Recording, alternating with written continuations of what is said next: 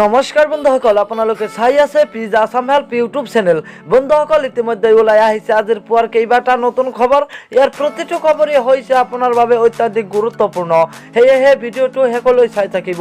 আৰু এই গুৰুত্বপূৰ্ণ খবৰকেইটা জনোৱাৰ আগতেই আপোনালৈ মোৰ সৰু এটা ৰিকুৱেষ্ট, যদিহে আপুনি এইটো ভিডিঅ'তে লাইক কৰা নাই প্লিজ এটা লাইক কৰি দিয়ক, কিয়নো আপোনাৰ এটা লাইকে মোৰ আগলৈ ভিডিঅ' বনোৱাৰ উৎসাহ যোগায়।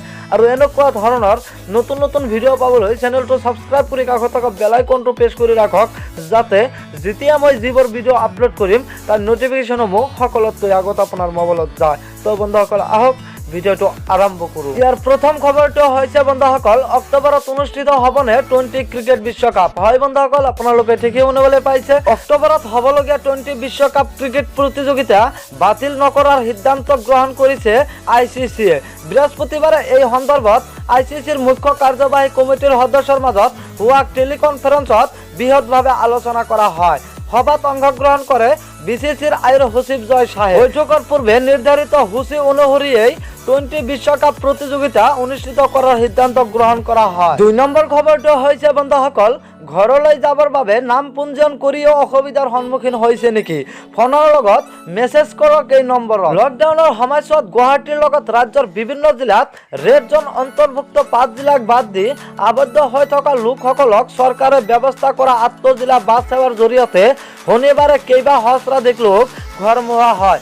পৰ্যক্ৰমে সকলোকে নিজ ঘৰলৈ যোৱা ব্যৱস্থা কৰিছে চৰকাৰে। শেহতীয়াকৈ এই যাত্ৰাৰ বাবে পঞ্জীয়ন কৰা যাত্ৰীসকলে সন্মুখীন হোৱাৰ সমস্যা সমাধানৰ বাবে মুকলি কৰা হৈছে কেইবাটাও হোৱাটছআপ নম্বৰ। মুকলি কৰা হোৱাটছআপ নম্বৰ কেইটা হৈছে 6026901061 আৰু এটা নম্বৰ হৈছে 6026901062 আৰু এটা নম্বৰ হৈছে 6026901063 আৰু এটা নম্বৰ হৈছে 6026901064।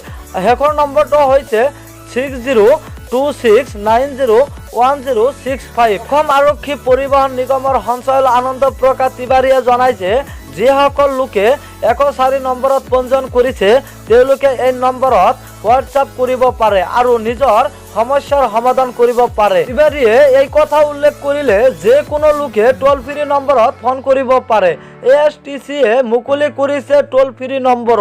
টোল ফ্ৰী নম্বৰটো হৈছে 180034533986। ইয়াৰ 3 নম্বৰ খবৰটো হৈছে বন্ধুসকল, পৰিস্থিতি সাপেক্ষত অসম আৰক্ষীয়েও পৰিধান কৰিব PPE কিট। আৰক্ষীয়েও পৰিধান কৰিব PPE কিট।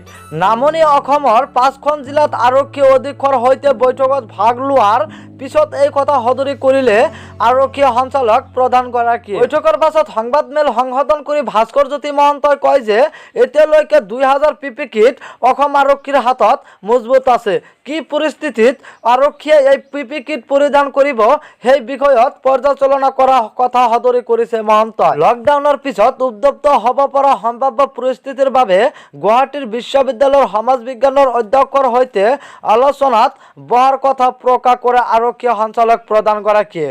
এই বৈঠকত নামনি অসমৰ বঙাইগাঁও, চিৰাং, বৰপেটা, গোৱালপাৰা আৰু ধুবুৰী আৰক্ষী অধীক্ষকসকলৰ লগত জিলাকেইখনত থকা আৰক্ষী বাহিনী আৰু গৃহৰক্ষী বাহিনীৰ বিষয়াসকলে অংশ লয়। ভিডিঅ'টো শেষলৈ চোৱাৰ বাবে আপোনাক অশেষ ধন্যবাদ। Please subscribe my YouTube channel.